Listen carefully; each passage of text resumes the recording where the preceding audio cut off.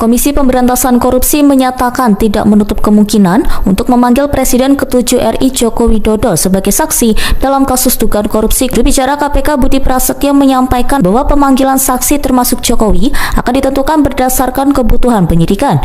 Ya, jadi gini, pemeriksaan itu dibutuhkan manakala kemudian memang diperlukan, kemudian ada relevansi dengan perkaranya, ya, kemudian dikaitkan bahwa penyidik memang membutuhkan keterangan itu untuk melengkapi, gitu. Tapi itu tidak serta merta juga, gitu. Artinya semua pasti ada kajiannya, gitu ya. Artinya kajiannya itu, dari satu saksi ini sebenarnya sudah cukup, gitu. Karena apa? Proses penegakan hukum itu kan murah, cepat, sederhana. Prinsipnya kan begitu.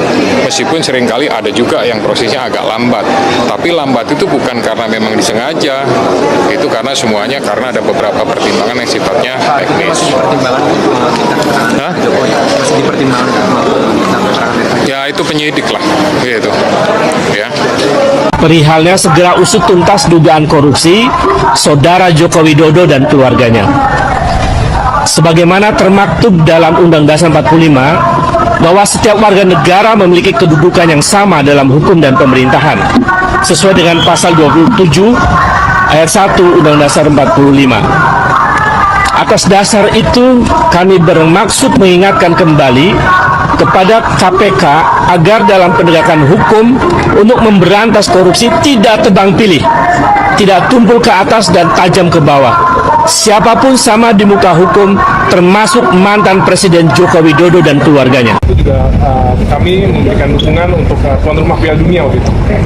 Dan juga setelah makan siang, waktu itu saya ingat betul ada pembahasan dari Perdana Menteri ini menawarkan kepada Indonesia apa saja yang harus dilakukan. Dikit lagi Pak, bentar. Pak. Selamat siang semuanya, Assalamualaikum warahmatullahi wabarakatuh. Kami dari Nurani 98 dan ini teman-teman semua, saya bersama teman-teman ada Rangkuti, Antonio Danar, ada Wakil Kamal dan Prastejo, Lukbowo dan lain-lain. Sebetulnya banyak sekali teman-teman 98 yang masih berada dalam garis Nurani 98. Kami sengaja dengan niat tulus ikhlas untuk kepentingan bangsa dan negara hadir kembali ke KPK untuk saya mungkin sudah ke 5 kali ya datang ke KPK untuk hari ini untuk meminta agar KPK kembali menelaah atau membuka laporan saya sebelumnya, yaitu tahun 2022 dan tahun 2024. Karena tentang dugaan korupsi nepotisme dan tindak pidana pencucian uang yang dilakukan oleh Joko Widodo dan keluarganya. Kami tadi diterima oleh Dumas, berdiskusi cukup panjang lah, 30 menit ya, lebih dengan namanya boleh disebutkan boleh tidak, tetapi diterima dengan baik dan agak perdebatan sebentar, tapi kemudian ketemu solusi untuk membuka kembali apa yang sudah pernah kami laporkan itu. Kemudian kenapa kami datang kembali ke sini? Karena ada konfirmasi yang cukup kuat dari laporan OCCRP itu. Jadi sebetulnya laporan kami sebelumnya terkonfirmasi dengan rilis yang disampaikan oleh OCCRP. Dan kami merumuskan seluruh narasi ini dengan baik. Saya bacakan dulu isinya dan nanti dilanjutkan oleh Bung Anmus Danar dan Bung Ray dan kawan-kawan yang lain. Ini kami sampaikan kepada Ketua KPK. Perihalnya segera usut tuntas dugaan korupsi Saudara Joko Widodo dan keluarganya. Sebagaimana termaktub dalam Undang Dasar 45 bahwa setiap warga negara memiliki kedudukan yang sama dalam hukum dan pemerintahan sesuai dengan pasal 27 ayat 1 Undang Dasar 45. Atas dasar itu kami bermaksud mengingatkan kembali kepada KPK agar dalam penegakan hukum untuk memberantas korupsi tidak tebang pilih, tidak tumpul ke atas dan tajam ke bawah. Siapapun sama di muka hukum, termasuk mantan Presiden Joko Widodo dan keluarganya. Bahwa KPK berdasarkan undang-undang, ditegaskan bahwa dalam menjalankan tugas dan wewenangnya, KPK berasaskan pada kepastian hukum, keterbukaan, akuntabilitas, kepentingan umum, proporsionalitas, dan penghormatan terhadap hak asasi manusia. Dengan dasar itu, kami kembali mendatangi KPK agar menjalankan semua proses pemberantasan korupsi sesuai dengan asas-asas yang telah ditetapkan oleh undang-undang, termasuk dalam menindaklanjuti laporan kami 3 tahun yang lalu dan setahun yang lalu tentang dugaan tindak pidana korupsi, kolusi, nepotisme, dan dugaan tindak pidana pencucian uang keluarga Joko Widodo.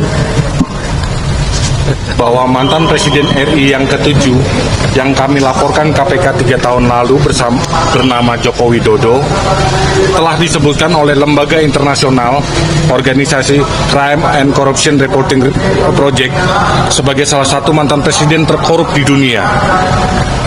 OCC RP menyebutkan bahwa Joko Widodo secara signifikan melemahkan Komisi Pemberantasan Korupsi. Selain itu, OCC RP juga menyebutkan bahwa Jokowi telah merusak lembaga pemilihan umum dan peradilan Indonesia yang menguntungkan ambisi politik putranya bernama Gibran Rakabuming Raka. Perilaku kekuasaan semacam ini patut diduga kuat telah dilakukan praktek KKN yang patut menjadi perhatian serius KPK agar pimpinan KPK yang baru dapat mengembalikan citra dan wibawa KPK kembali dan lepas dari stigma bayang-bayang kekuasaan mantan Presiden Joko Widodo.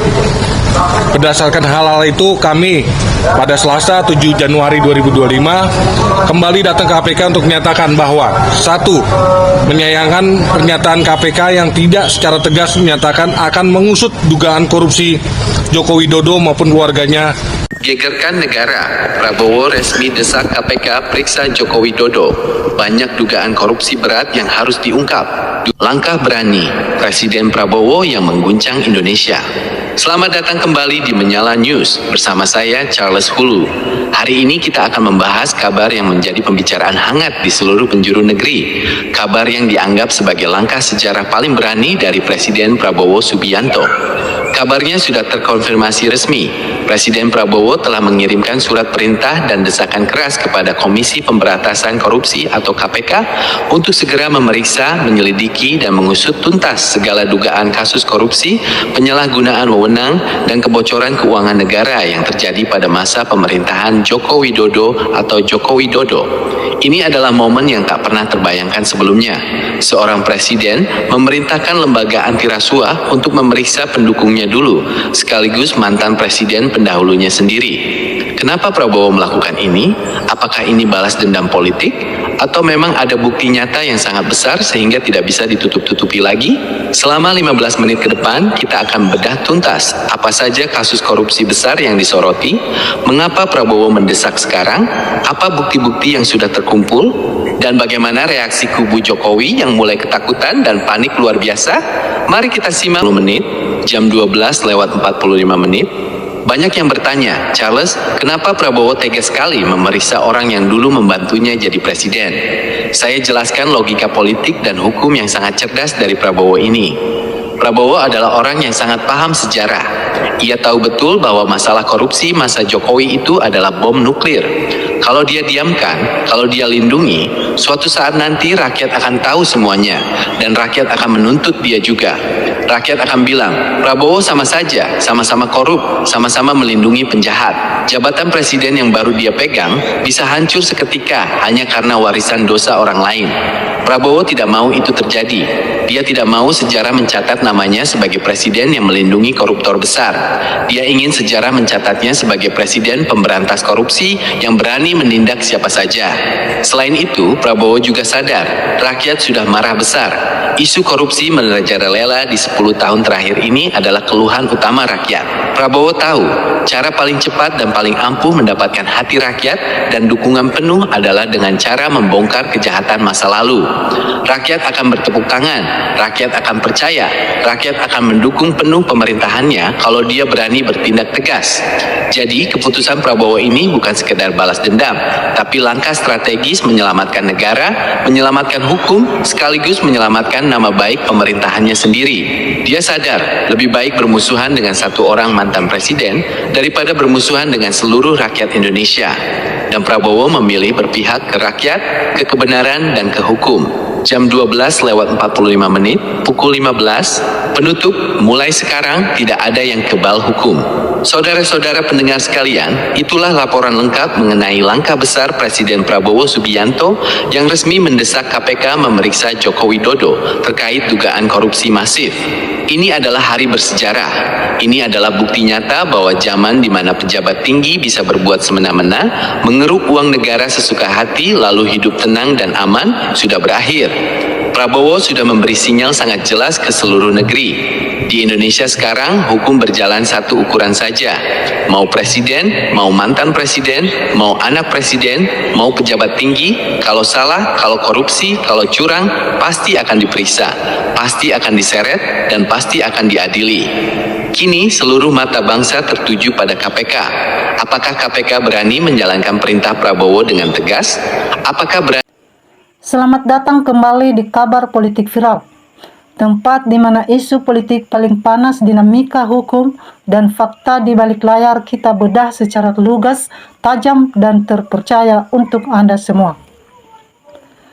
Rekan-rekan warganet sekalian, publik kembali dihebohkan oleh perkembangan terbaru dari salah satu perdebatan paling menguras energi dalam panggung politik dan hukum nasional.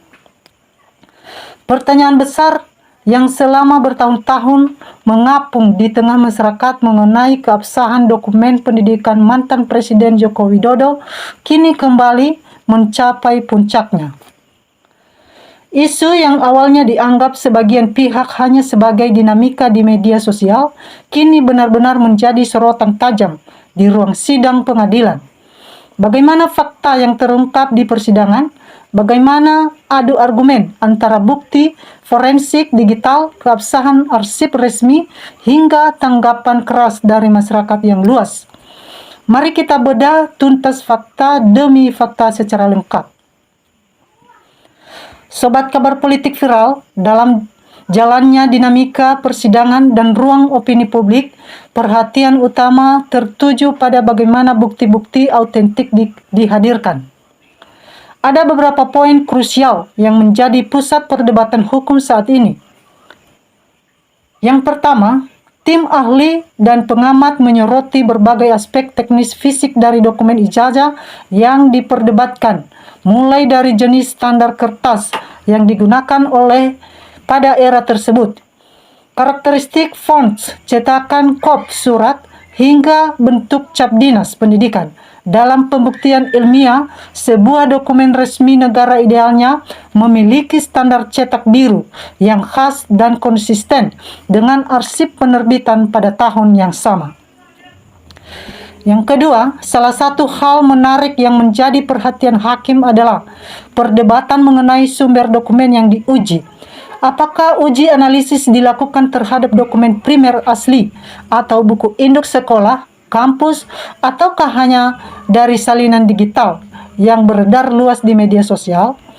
Hakim yang menegaskan pentingnya kedudukan buku induk, institusi, dan arsip resmi negara bagi tolak ukur tertinggi pembuktian legalitas. Yang ketiga, polemik ini bukan lagi sekedar narasi saling tuduh antar kubu politik, melainkan ujian besar bagi transparansi dan integritas lembaga hukum kita.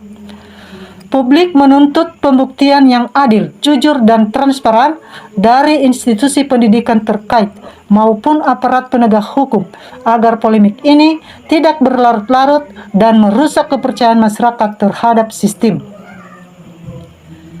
Sobat Kabar Politik Viral, fenomena ini tentu saja memicu gelombang tanggapan yang luar biasa di media sosial. Kolom komentar dipenuhi oleh dua arus pandangan yang sama-sama tajam. Di satu sisi, banyak netizen yang merasa geram dan menuntut ketegasan hukum tanpa pandang bulu. Banyak masyarakat menyuarakan aspirasi agar dokumen asli dan buku induk dibuka secara serentak di depan publik dan saksi ahli independen guna mengakhiri segala spekulasi yang berkembang selama bertahun-tahun. Namun, di sisi lain, tidak sedikit pula masyarakat yang menghimbau agar semua pihak tetap memegang teguh ajas praduga, tak bersalah, serta menghormati proses hukum yang sedang berjalan di pengadilan tanpa terpengaruh oleh opini yang belum teruji secara sah. Ini membuktikan betapa peka dan kritisnya masyarakat Indonesia saat ini terhadap isu-isu integritas para pengelola negara. Sobat Kabar Politik Viral, bagaimanakah pendapat dan pandangan dan analisis pribadi Anda terkait fakta-fakta yang terungkap ini? Apakah Anda melihat persidangan ini akan menjadi titik terang yang mengakhiri polemik secara objektif atau justru menciptakan ketegangan politik baru di tanah air? Tuliskan pendapat kritik dan analisis cerdas Anda di kolom komentar di bawah. Mari kita berdiskusi dengan santun, kritis, dan mengedepankan akal sehat. Jangan lupa dukung terus channel ini dengan cara klik like, share video ini di rekan-rekan Anda, dan tekan tombol subscribe serta nyalakan lonceng notifikasinya agar Anda tidak ketinggalan berita dan analisis politik viral terpercaya dari Kabar Politik Viral. Selanjutnya, mari kita membacakan komentar-komentar dari teman-teman kita netizen yang tak kalah menarik tentang cuplikan video ini. Teman kita Babe memberikan komentar, yang penting hakim dan jaksa amanah, jangan sampai disuap, pasti kepastian akan jelas. Teman kita Om Gegani memberikan komentar, kebenaran tidak akan terkalahkan oleh kebohongan, kejahatan, kelicikan. Teman kita Haji Siti Rohman memberikan komentar, setuju harus dikembalikan ke negara, semoga satu persatu terungkap. Teman kita Sudarto memberikan komentar, jangan tebang pilih masalah hukum, semua warga negara haknya sama di dalam hukum, Jokowi harus diadili, tidak cuma kasus ijazah, kasus-kasus yang lain juga, kebohongan, keculasan, korupsi, dan sebagainya. Hancurkan politik dinasti Jokowi agar negeri ini tidak hancur ke depannya. Kita lanjut, teman kita MD Alim Nungte memberikan komentar, periksa kekayaannya dan rampas untuk negara karena itu berasal dari pajak rakyat. Teman kita Bekpena memberikan komentar, penipu kelas kakap harus diadili, jangan rakyat awam saja, diperlukan hukum secara adil. Teman kita Triawan memberikan komentar, kalau memang Jokowi terbukti bersalah, ya harus diproses hukum. Itu pengkhianatan terhadap bangsa dan negara. Teman kita Sujartire memberikan komentar, seng kecil betitik seng solo ketoro, Allah akan tunjukkan. Teman kita Waraji memberikan komentar, Joko Widodo itu perusak segala bidang di Indonesia, dari undang-undang dasar sampai koruptor terbesar di negeri ini, memalukan sekali. Hukum mati tidak cukup dimiskinkan, tidak cukup karena melebihi Raja Firaun, antek-anteknya pun perlu dihukum, dan para ketum yang menyalonkan penjahat-penjahat berdalil dari sipil atau militer harus diproses, penipu pembohong besar, rakyat yang bodoh yang jadi pembelanya, kalau di Indonesia masih ada hukum. Teman kita Moh Yunus memberikan komentar, sudah berapa orang masuk penjara akibat ijazah tersebut palsu, harus yang bersangkutan harus dimasukkan ke penjara juga. Teman kita Suyoto memberikan komentar, peliharaannya tidak malu, sudah mati rasa, keluarga dikasih makan yang tidak halal. Teman kita Widodo Gawik memberikan komentar, hukuman yang setimpal, koruptor hukum mati, sudah bikin sengsara rakyat. Teman kita Usmatji memberikan komentar dari Kabupaten Lumajang, Jatim, hadir untuk menikmati ceritanya. Teman kita Haidir Muhammad, semoga Allah melindungi yang benar dan yang salah diperbaiki dan dimaafkan. Teman kita Sadirat Ran memberikan komentar, tolong Pak Jokodok tunjukkan ijazah yang asli demi ketenteraman rakyat Indonesia. Teman kita Nikodemus Lopo memberikan komentar, tanah usaha kami di sidang, tanah yang diambil untuk pemerintah harus ada ganti ruginya, terima kasih. Teman kita Agus Cayanto memberikan komentar, kebohongan akan terkuak dengan sendirinya, yang palsu tidak akan jadi asli, pasti akan tetap palsu. Palsu wajib dipenjara seumur hidup atau dihukum mati biar adil bagi rakyat NKRI. Teman kita Sri Kusudningsih memberikan komentar, semoga kelar urusan ini. Teman kita Bundrek Kelena memberikan komentar, semoga titik terang orang dijolim sewaktu-waktu akan ketahuan juga. Sepandai-pandai tupai melompat, akhirnya terjatuh juga. Teman kita Mamak Surat memberikan komentar, adil seadil-adilnya, hukum harus ditegakkan demi Indonesia Jaya. Teman kita Sugeng Jayanto memberikan komentar, jaksa dan hakim kalau tak dapat sebagai penengah tak akan selesai. Teman kita Nucil Aja memberikan komentar, semoga Allah memberi hukuman yang setimpal untuk orang-orang yang dijolim. Teman kita Morfin memberikan komentar, lagian ini kapan habisnya sementara rakyat pada menjerit kesusahan. Teman kita Saksamse memberikan komentar, memang itu usaha PKI untuk membawa negara kita ke sayap kiri, maka kita perlu menghentikannya. Kepada TNI dan para purnawirawan TNI harus menjadi penegak dan tameng dalam penghentian kasus moral pelecehan pendidikan di tanah air ini. Teman kita Bilado, PKI zaman now memang susah membasminya. Sekarang tergantung Bapak Prabowo, segera dieksekusi semuanya. Teman kita Mata Elang memberikan komentar, rampas kembali segala money yang didapat saat menjabat dari wali kota Solo hingga presiden. Cabut hak politiknya hingga 7 turunan. Masukkan ke dalam hukum kurungan sebagai konsekuensi pelanggaran politiknya demi penuhi keadilan dan hukum. Teman kita Muhammad Edward memberikan komentar, kemauan mau jadi pejabat sampai mencalonkan anaknya dipaksakan. Teman kita Awang Hadmin memberikan komentar, bagi termul yang penting dapat uang, yang tidak ngerti apapun asal bicara akhirnya ditertawakan. Teman kita Seven memberikan komentar, buktikan secara ref di pengadilan, jaksa, ref, hakim, ref, dan pengacara, ref, semua harus fair. Teman kita Klim Susilo memberikan komentar, yang penting jujur, adil, amanah, manfaat dunia, akhirat, amin. Teman kita Saril Pawan memberikan komentar, polisi, jaksa, hakim jujur, adillah karena seluruh masyarakat sudah tahu kemunafikan kamu semua. Kalau persoalan ijazah palsu ini kamu tidak jujur lagi, tunggulah ajab Allah dan menimpa kalian semua. Demikian saja, salam NKRI harga mati.